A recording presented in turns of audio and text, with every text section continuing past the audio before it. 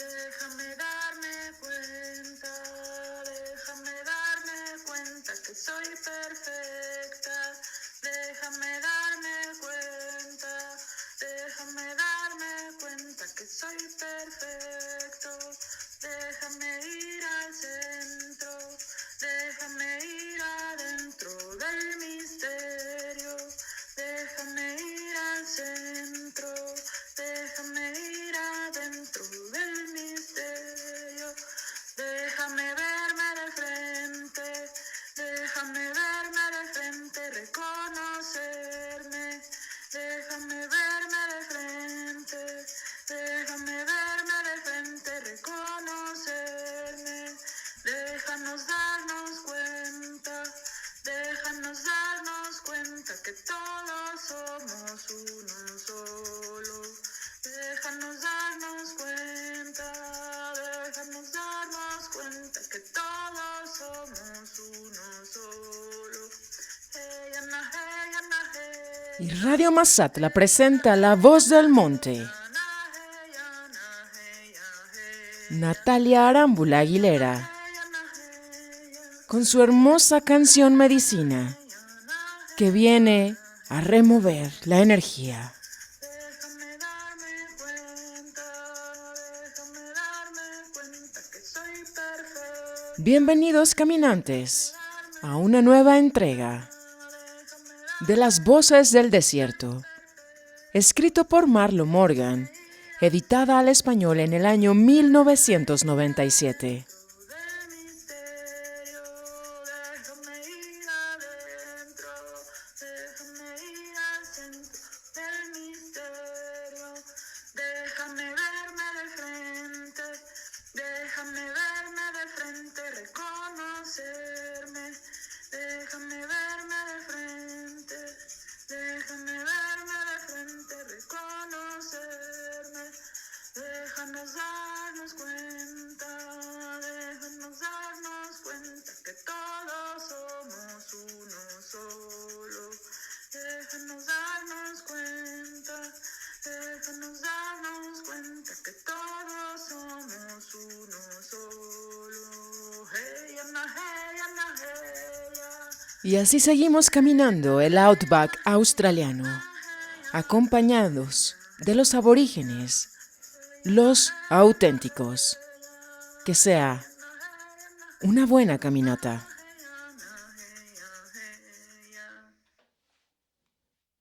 Hoy compartimos el capítulo número 6, El banquete. La increíble mezcla oleaginosa curativa que se hacía cociendo hojas y eliminando el residuo del aceite hizo su efecto.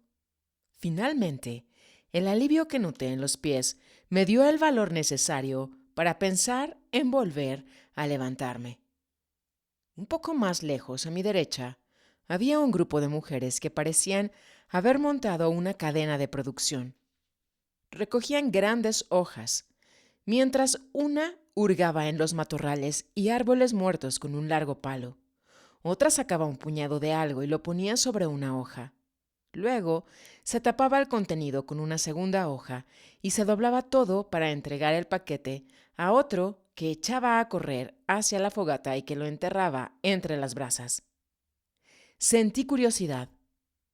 Aquella iba a ser nuestra primera comida juntos, el menú sobre el que me había estado preguntando durante semanas. Me acerqué cojeando para verlo más de cerca y me quedé atónita. La mano que hurgaba sostenía un largo gusano blanco. Volví a respirar hondo. Había perdido la cuenta del número de veces que me había quedado sin habla durante el día.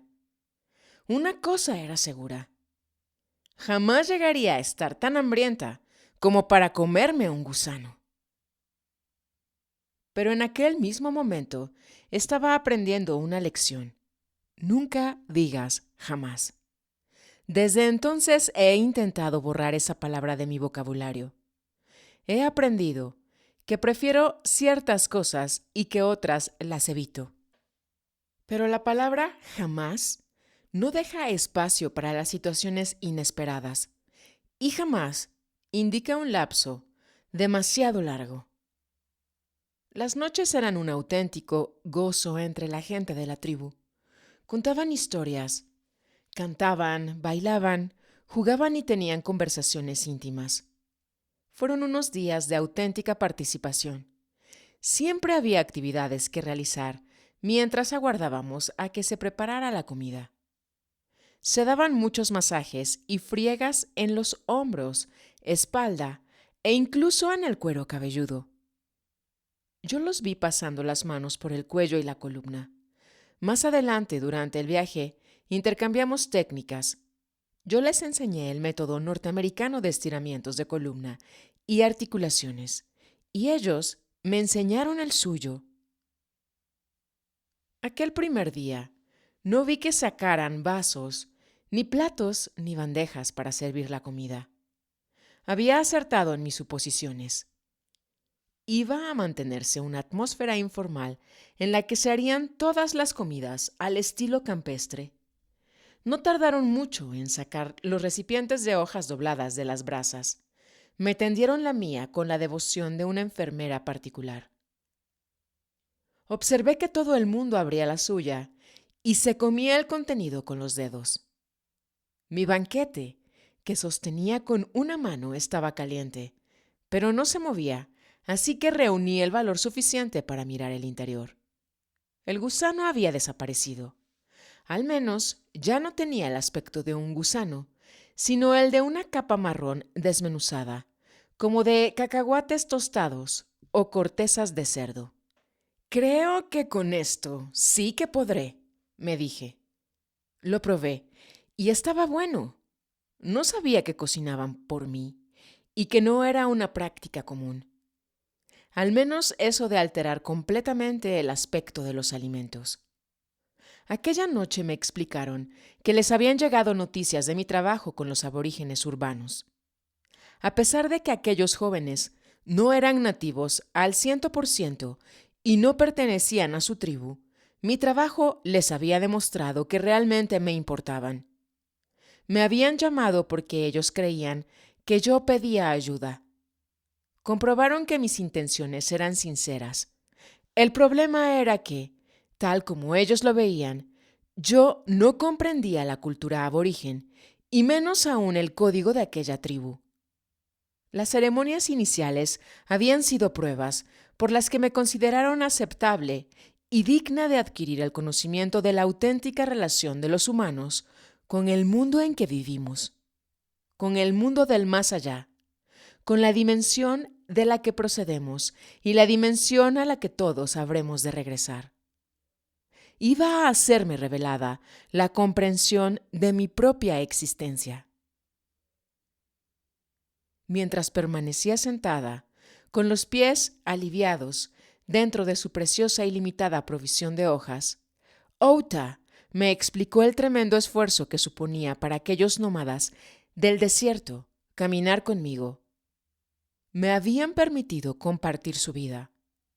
Nunca, hasta entonces, se habían asociado con personas blancas, ni habían considerado siquiera tener ningún tipo de relación con una de ellas. De hecho, siempre lo habían evitado. Según afirmaban, el resto de las tribus australianas se había sometido a las leyes del gobierno blanco. Ellos eran los únicos que resistían. Solían viajar en pequeñas familias, de 6 a 10 miembros, pero se habían reunido para esta ocasión. Outa dijo algo al grupo y cada uno de sus componentes me dijo algo a mí. Me informaban de sus nombres. Las palabras me resultaban difíciles, pero afortunadamente los nombres tenían significado. Ellos no usaban los nombres del mismo modo en que nosotros usaríamos Debbie o Cody en Estados Unidos. Así que relacioné a cada persona con el significado de su nombre, en lugar de intentar pronunciar la palabra en sí. Cada uno de los suyos recibe un nombre al nacer, pero se sobreentiende que lo perderá cuando crezca y que elegirá un apodo más apropiado por sí mismo. Es de esperar que el nombre de cada persona cambiará varias veces durante su vida, a medida que su sabiduría, su creatividad y sus objetivos se definen a sí mismo con mayor claridad al transcurrir el tiempo. En nuestro grupo se hallaban cuentista, hacedor de herramientas, guardiana de los secretos, maestra en costura y gran música, entre otros muchos. Finalmente, Outa me señaló y repitió la misma palabra a cada uno de ellos. Yo creí que intentaban aprender mi nombre de pila, pero luego pensé que lo que intentaban pronunciar era mi apellido. Erraba en ambos casos. La palabra que usaron aquella noche y el nombre por el que siguieron nombrándome durante el resto del viaje fue mutante. Yo no comprendí por qué Outa, que acababa como intérprete entre nosotros, les enseñaba un término tan extraño. Mutante para mí denotaba un cambio significativo en una estructura básica que daba como resultado una forma de mutación en lugar de la original. Pero en realidad carecía de importancia, pues en ese punto, todo aquel día, mi vida entera estaba sumida en la confusión. Outa me dijo que en algunas naciones aborígenes solo usaban 8 nombres en total. Era más bien un sistema de enumeración. Consideraban que todas las personas de la misma generación y el mismo sexo tenían igual parentesco, por lo que todos tenían varios padres, madres, hermanos, etc. Estaba oscureciendo cuando me planteé el método más aceptable de hacer mis necesidades. Lamenté entonces no haber prestado más atención al gato de mi hija, Suke, porque el único medio existente consistía en alejarse por el desierto, cavar un agujero en la arena, ponerse en cuclillas y cubrirlo depositado con arena. Me advirtieron que tuviera cuidado con las serpientes. Se vuelven de lo más activas cuando amaina el calor del día, antes de que empiece el frío de la noche. Yo me imaginé ojos malvados y lenguas venenosas en la arena que se despertaban con mis movimientos. De viaje por Europa, me había quejado sobre el horrible papel higiénico que encontraba. A Sudamérica me lo había llevado de casa. En Australia, la ausencia de papel era la última de mis preocupaciones. Cuando regresé junto al grupo después de mi aventura en el desierto, compartimos una bolsa comunitaria de té de roca aborigen. Se hacía echando rocas calientes en un recipiente de preciosa agua. El recipiente había servido previamente como vejiga de algún animal. Se añadían luego hierbas silvestres al agua caliente y se dejaba reposar hasta que alcanzaba su punto. Este extraordinario recipiente fue pasando de uno en ambos sentidos. Estaba buenísimo. Según descubrí, el té de roca de la tribu se reservaba para ocasiones especiales, como era el término de mi primer día de principiante en la caminata. Ellos eran conscientes de las dificultades que iba a experimentar sin zapatos, sombra o medio de transporte. Las hierbas añadidas al agua para hacer el té no pretendían dar variedad al menú, ni tampoco eran un medio sutil de medicarse o alimentarse. Eran una celebración, un modo de reconocer el esfuerzo del grupo. Yo no me había rendido, no había pedido que me llevaran de vuelta a la ciudad, ni tampoco había llorado. Sentían que me estaba impregnando de su espíritu aborigen. Después cada cual se puso a plantar su franja de arena y sacó un atado de pieles de animales enrolladas del fardo común que transportaban.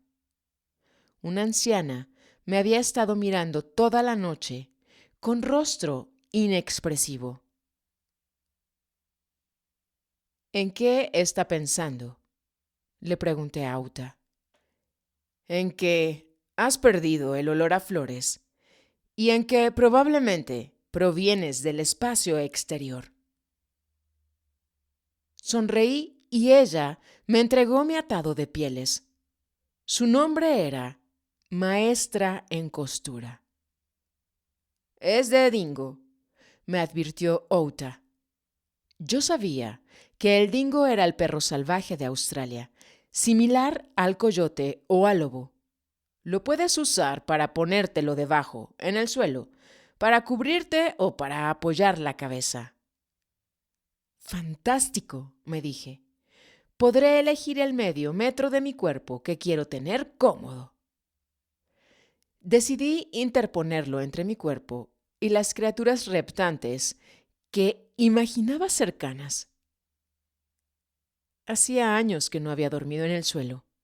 Recordaba haber estado sobre una gran roca plana en el desierto del Mojave, en California, cuando era niña. Entonces vivíamos en Barstow. La principal atracción de los alrededores era un gran montículo al que llamaban Colina B. Muchos días de verano, cogía una botella de naranjada Neji y un sándwich de mantequilla de cacahuate y me iba de excursión a la cima y al otro lado de la colina. Siempre comía sobre la misma roca plana y luego me tumbaba de espalda para contemplar las nubes y descubrir objetos en ellas. La infancia parecía muy lejana. Era curioso que el cielo siguiera siendo igual. Supongo que no les había prestado demasiada atención a los cuerpos celestes a lo largo de los años. Sobre mi cabeza había un dosel de cobalto salpicado de plata. Veía claramente la forma que se presentaba en la bandera australiana, conocida como Cruz del Sur. Mientras yacía ahí, pensaba en mi aventura. ¿Cómo podría describir lo que había ocurrido aquel día? Se había abierto una puerta y yo había entrado en un mundo que no sabía que existiera. Desde luego, no era una vida de lujo. Hasta entonces había vivido en diferentes lugares y había viajado a muchos países en todo tipo de medios de transporte, pero nunca había experimentado nada parecido. Supuse que estaría bien después de todo. Al día siguiente les explicaría a los del grupo que en realidad tenía más que suficiente con un día para apreciar su cultura. Mis pies resistirían el viaje de vuelta al jeep. Tal vez pudiera llevarme un poco del magnífico bálsamo para los pies, porque realmente funcionaba. Me bastaba una muestra de su estilo de vida, aunque el día no había sido tan malo, salvo para mis torturados pies. En el fondo, les estaba agradecida por haber aprendido nuevas cosas sobre el modo de vida de otras gentes. Empezaba a comprender que por el corazón humano pasaba algo más que sangre. Cerré los ojos y articulé un silencioso «gracias» al más alto poder. Alguien del otro extremo del campamento dijo algo. Lo repitió otro y luego otro más. Se lo estaban pasando diciendo todos la misma frase, entrecruzando las voces de las figuras recostadas. Finalmente, la frase llegó a Outa, cuya estera era la más cercana a la mía. Se volvió y me dijo, «De nada, este es un buen día». Algo sobresaltada por su respuesta a mis pensamientos no expresados, contesté con un «gracias» y un «de nada», esta vez en voz alta.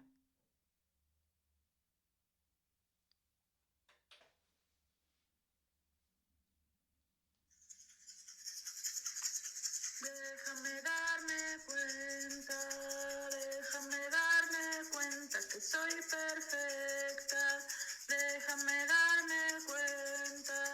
Déjame darme cuenta que soy perfecto. Déjame ir al centro. Déjame ir adentro del misterio. Y así en el silencio, seguimos caminando y seguimos encontrando respuestas. Déjame verme de frente Siendo un jueves 13 de octubre del año 2022, emitimos energía fina desde la zona de los volcanes Puebla, México, hemisferio norte de la Gran América. Todos somos uno solo. Déjanos darnos cuenta que todos somos uno solo. Hey, Ana, hey, Ana, hey, ya. Hey, Ana, hey, Ana, hey, Ana, hey, Ana, hey, ya, hey, ya. Hey, Ana, Intentando un solo canto, un solo rezo, comprensión. déjame darme cuenta que soy perfecta. Déjame darme cuenta que soy perfecto. Déjame ir al centro, déjame ir adentro del misterio. Déjame ir adentro, déjame ir al centro del misterio. Déjame verme de frente, reconocerme. Déjame verme de frente, reconocerme. Déjanos darnos cuenta que todos somos uno solo. Y con la voz del monte, Natalia Arámbula y su hermosa canción Medicina, te deseamos un buen camino. Hasta otro canto, caminantes.